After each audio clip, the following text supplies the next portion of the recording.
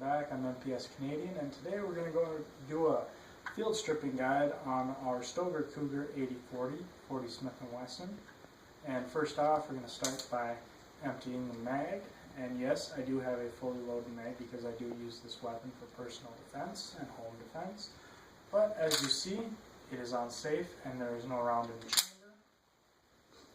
Now to start off, on the right side of your weapon, towards just in right above the trigger guard there, right in front of it, you're going to see a little button. You're going to go ahead and press that button. And while you're pressing the button, there's the other side, there's this little lever, and you're going to push that straight down.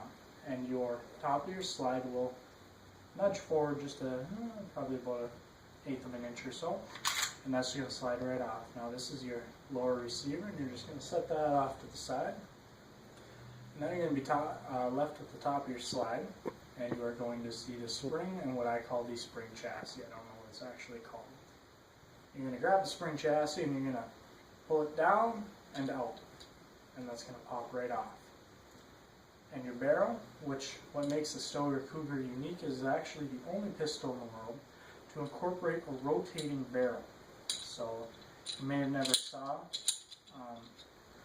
a weapon before that has these little guides on them. And that's what makes this weapon unique from any other pistol.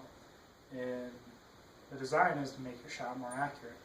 But anyways, from this standpoint, you have your spring and spring chassis, your barrel, top of your slide, and your lower receiver. So you have a total of 4 parts, 5 if you include the mag.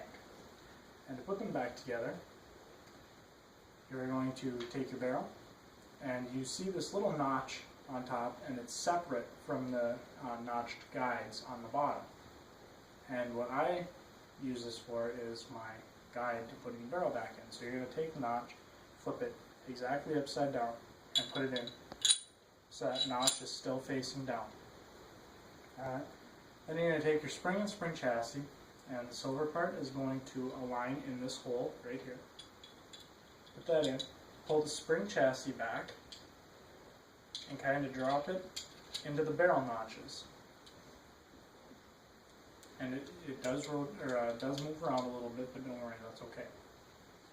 Then you're going to take your lower receiver of your pistol, and you're going to take your slide. And if you notice on the back of the slide, there's 2 grooves.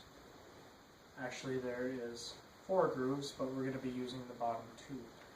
And here are 2 guides. Guide notches, I should say, and those are going to go into the grooves. So you're going to take this, and you're going to line your guides up with your grooves. And once you do that, it's going to slide straight back, pull, and cock all the way back, and at the same time you're at full cock, flip this lever back up, and let the slide go. And the slide will stay in place, and it won't fall off. Alright? Take your clip, put it back in or take it out. Again, I use this weapon for personal defense and home defense, so I put my clip back in, make sure it's on safety, and put it next to my bed, on my hip, wherever I put it. If you're going to just put the gun back in your gun cabinet, I would suggest leaving the clip out of it. Again, personal preference, that's how I am. Anyways, a really good gun, guys. Stoeger's not really a name that is very common. I know they have a couple lines of shotguns out. I personally never had the opportunity to use one, but I do highly recommend this gun. Try it out sometime. I'm MPS Canadian. Have a good night, guys.